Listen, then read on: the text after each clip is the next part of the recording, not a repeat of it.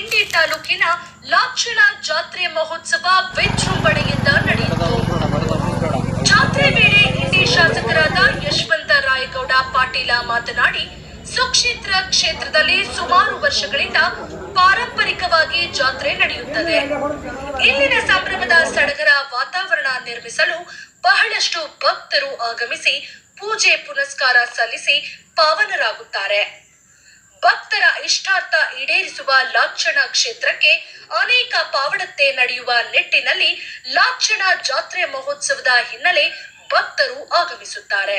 ಹಾಗೆ ಪ್ರತಿ ವರ್ಷ ಅಭಿವೃದ್ಧಿ ಹೊಂದುತ್ತಿರುವ ಲಾಕ್ಷಣ ಕ್ಷೇತ್ರದ ವ್ಯಾಪ್ತಿಯಲ್ಲಿ ಬರುವ ಭಕ್ತರಿಗೆ ಆಶೀರ್ವಾದ ನೀಡಲೆಂದು ಪ್ರಾರ್ಥಿಸುವ ಎಂದು ಹೇಳಿದರು.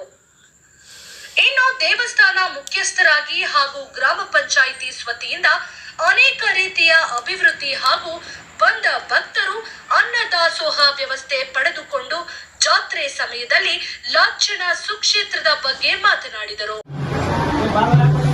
ಈ ನಾಡಿನ ಶ್ರೇಷ್ಠ ಮಠಗಳಲ್ಲಿ ಒಂದಾಗಿರ್ತಕ್ಕಂಥ ಚಾಣದ ಸಿದ್ಧಿ ಮಹಾರಾಜರ ಪರಂಪರೆ ಈ ಭಾಗದ ಸರ್ವರಿಗೂ ಖುಷಿಯಾಗಿದೆ. ಬಹುತೇಕ ಬಿಜಾಪುರ ಜಿಲ್ಲೆಯ ಶೈಕ್ಷಣಿಕ ಕ್ರಾಂತಿ ನೀಡಿರ್ತಕ್ಕಂಥ ನಿಮಗೆ ಸಿದ್ದಂಬಸವ ಸ್ವಾಮಿಗಳ ಮಾರ್ಗದರ್ಶನದಲ್ಲಿ ಈ ಮಠದ ಬೆಳವಣಿಗೆ ಮತ್ತು ಪರಂಪರೆ ನಡೆಯುತ್ತಿದೆ. ವಿಶೇಷವಾಗಿ ಕಲ್ಪವೃಕ್ಷರಾಗಿರ್ತಕ್ಕಂಥ ಸಿದ್ಧಿ ಮಹಾರಾಜರು ಯಾರು ಭಕ್ತಿಯಿಂದ ಆರಾಧಿಸ್ತಾರೆ ಅವೆಲ್ಲವನ್ನು ಹಿಡಿದಿರ್ತಕ್ಕಂಥ ಶಕ್ತಿ ಗದಿಗಿದೆ. ಅದಕ್ಕಾಗಿ ಈ ಭಾಗದ ಸರ್ವರು ಜಾತಿ ಮತ ಭೇದ ಪಂಥ ಭಾವ ಯಾವುದೇ ಇಲ್ಲದೆ ಸರ್ವರು ಸರ್ವಧರ್ಮದವರು ಈ ಮಠದ ಪರಮ ಭಕ್ತರಾಗಿ ಈ ಭಾಗದಲ್ಲಿ ಬಾಳಿ ಬದುಕಿದ್ದಾರೆ. ಸಂತೃಪ್ತಿ ನೆಮ್ಮದಿ ಈ ಭಾಗದಲ್ಲಿ ನಮ್ಮೆಲ್ಲರಿಗೂ ಕಲ್ಪಿಸಿ ಮಾಡಿಕೊಟ್ಟಿದೆ. ಅದಕ್ಕಾಗಿ ಈ ವರ್ಷವೂ ಸಹಿತ ಸದ್ಗುರು ಸಿದ್ಧಿ ಮಹಾರಾಜರೇ ಪ್ರಾರಂಭಿಸಿರ್ತಕ್ಕಂಥ ಈ ಜಾತ್ರಾ ಮಹೋತ್ಸವ ಶಂಕರಲಿಂಗ ರಥೋತ್ಸವ ಕಾರ್ಯಕ್ರಮವನ್ನು ಪ್ರತಿ ವರ್ಷದ ಅತ್ಯಂತ ವಿಜೃಂಭಣೆಯಿಂದ ಈ ಮಠದ ಪರಂಪರೆಯಲ್ಲಿ ಎಲ್ಲವೂ ಬಹಳ ಅದ್ಭುತವಾಗಿ ಮಂತಾವ ಮಠದ ಶ್ರೀಗಳ ಮಾರ್ಗದರ್ಶನದಲ್ಲಿ ಕಾರ್ಯಕ್ರಮ ನಡೀತಾ ಬಂದಿದ್ದು ಈ ಭಾಗದ ಇತಿಹಾಸ. ನಿನ್ನೆ ಸಾಮೂಹಿಕ ವಿವಾಹಗಳು ನಡೆದಿವೆ. ಇವತ್ತು ಅಡ್ಡಪಲ್ಲಕ್ಕಿ ಉತ್ಸವ, ಸಾಯಂಕಾಲ ರಥೋತ್ಸವ, ನಾಳೆ ಜಂಗಿ ಕುಸ್ತಿ ಪೈಲ್ವಾನ್. ಬಹುತೇಕ ಈ ಭಾಗದ ಕುಸ್ತಿಗೆ ಹೆಸರುವಾಸಿಯಾಗಿರ್ತಕ್ಕಂಥ ಭಾಗ ಇದೆ. ಇದು ತನ್ನದೇ ಆದಂಥ ಒಂದು ಭವ್ಯ ಇತಿಹಾಸ ಇದೆ.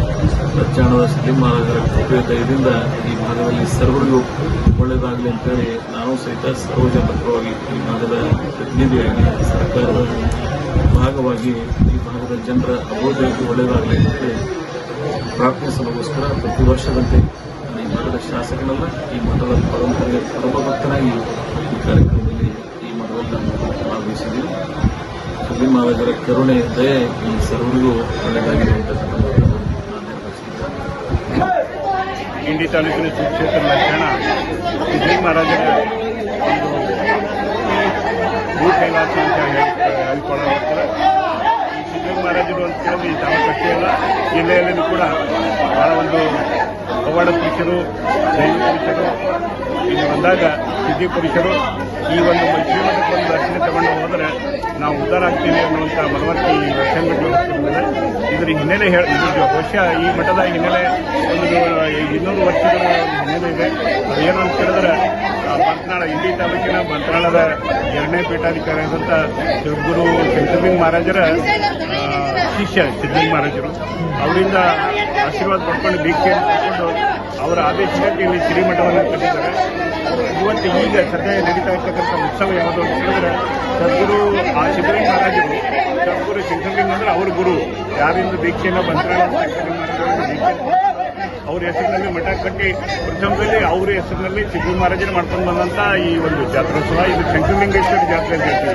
ಆದ್ರೆ ಗುಂಡಿಗೆ ಏನದ ಸಿದ್ಧಿ ಮಹಾರಾಜರ ಮಠದಲ್ಲಿ ನಡೀತದೆ.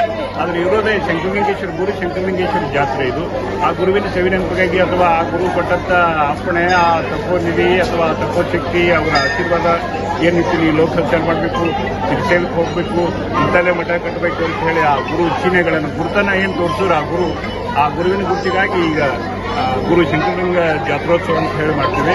ಈ ಪ್ರಾರಂಭದಲ್ಲಿ ನಿನ್ನೆ ಆ ಒಂದು ಧರ್ಮಧ್ವಜ ಘಟಸ್ಥಳ ಧ್ವಜಾರೋಹಣ ಆಯಿತು, ಸಾಮೂಹಿಕ ವಿವಾಹ ಆಗಿದೆ.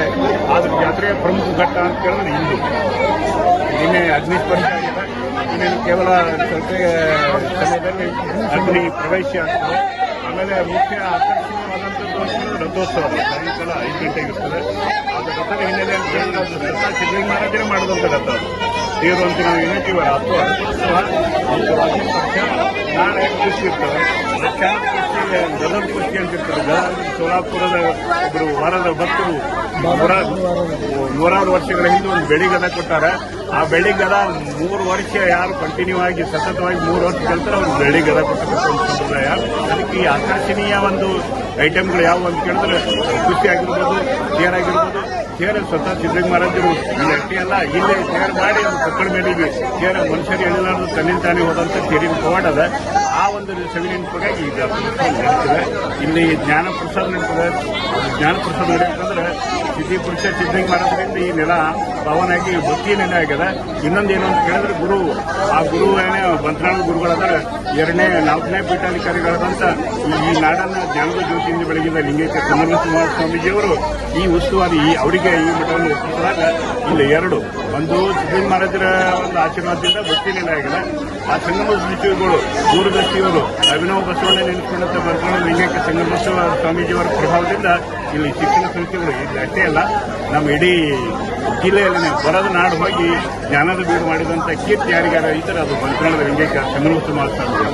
ಹೀಗೆ ಇವುಗಳ ಸವಿನೆನಪಿಗಾಗಿ ಈ ಜಾತ್ರೋತ್ಸವ ನಡೀತೇವೆ.